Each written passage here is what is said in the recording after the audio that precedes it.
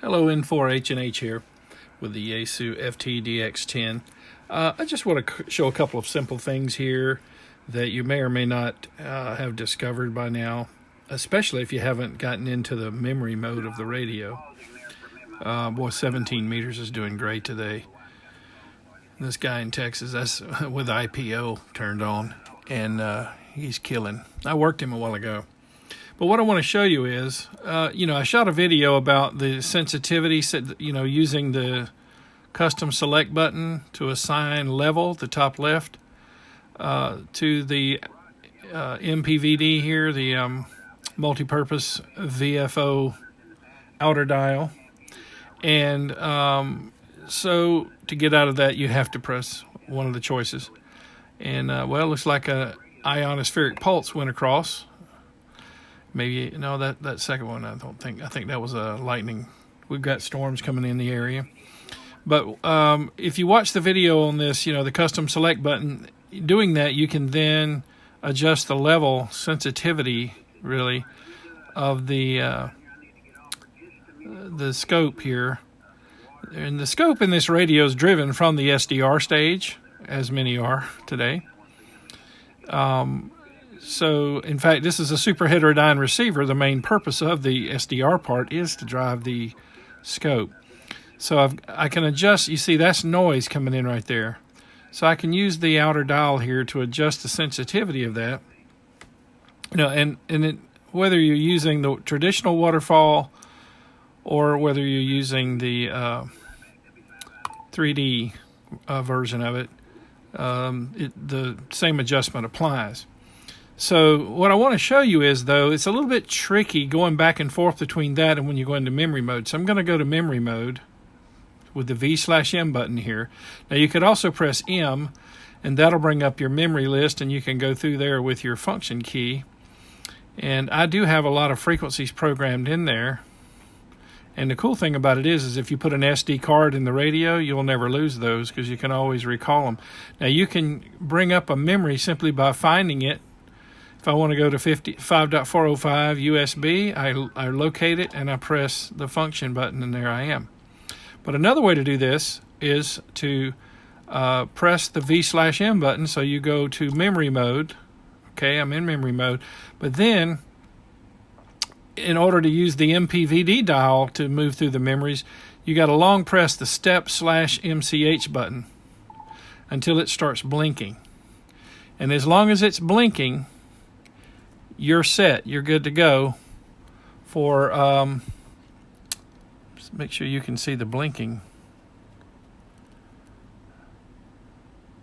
I don't think you can see it's being masked by a knob. There we go. All right, there it is. You see the blinking? All right, so there it is on custom select. Long press step/MCH, and there we are. For as long as that's blinking, which could be annoying, but it is drawing your attention to the fact that you are now in a mode where you can cycle through your memories. So Yaesu already programmed in memory bank 501 starts the USB channels for 60 meters. You wouldn't believe how many people think they have to do a Mars mod to do 60 meters on these radios, but Yaesu pre-programs it, so it's already there for you in bank 5 on just about any radio from Yaesu in recent years. So now what I've done is I've gone in starting at memory 01, which is our memories, if you will, our user memories, our where we want to put things. And I programmed in my favorite frequencies in different modes. So I start off with 1832, which is around the range of CW for SOTA operators. And then I've got some sideband frequencies, 1875. We have a local rag chew here on that, 1885 AM. And then comes 80 meters, 3560. That's a range for CW for SOTA operators. And I chase those guys. Then we go to 3664. There's a good rag chew there every night, so a sideband. Another sideband, 3725. Then another one, 3810. 3856, really great bunch, hangs around on there in the mornings around 8:30, 9 o'clock till sometimes noon. Another fine group, 3868, some really nice fellas there. 3919, 3975. I've got a bunch in there. Various different watering holes, if you will, where people get in there and rag chew. And then I have 3885, which is AM, popular AM. And then we go to 40 meters. So I'm at memory 14, 7.032, again, popular CW frequency. And by the way, let me show you, if you can go to one of those and it remembers everything, your filter settings, everything. And then you can move off of that to go find something else, but you've got all your filter settings and everything are ready to go. Then when you just want to get back into memory mode, you just turn the outer dial. And here I am on 7150 sideband, 7251 sideband, and then again an AM for 40 meters. And then here we go to 30, and I've got 3 favorites in there. Again, where SOTA operators hang out. And then we go to 20, and there's a popular SOTA frequency for 20 for CW now. And then here we go, there's a DX window on 20, another area of in the middle of 20, and then in the high end of 20. Sideband. And now 17 meters CW, 17 meters low end, 17 meters high end, 15 meters CW, 15 meters lower end, higher end, 12 meters CW, sideband low, sideband high, just, different range. And again, I can move off of those. All my settings stay from the whatever I have stored, filter settings, what have you. All right, then here we go, 10 meters CW, again, area where the SOTA QRP CW operators hang around. And then here we go, calling frequency for sideband, 10 meters. And then a few popular frequencies in the 10 meter sideband realm. And now 10 meters FM, calling frequency. So that one's simplex, but then now we have, you'll see it came on the negative offset. Didn't mean to hit that. Negative offset and encoder. It's got an encoder to produce the 100 hertz tone to trip some of these 10 meter repeaters. So there's a 10 meter repeater at 29,620, another at 640, 660, 680. And then here comes 6 meters CW, sideband, kind of a calling frequency there too, FM calling frequency for 6 meters. And then repeater, we actually have a local repeater. Say local, North Georgia has a repeater on that frequency, and it's linked to a 2 meter repeater. So you can come in on either 6 meters or 2 meters and carry a QSO on. All right, and then and here are the pre-programmed from Yaesu 60 meter channels. So, all right, recap. What I want you to get out of this is these 2 buttons are often used if you work my way. When I get out of memory mode, just tap it and you're right back into VFO mode.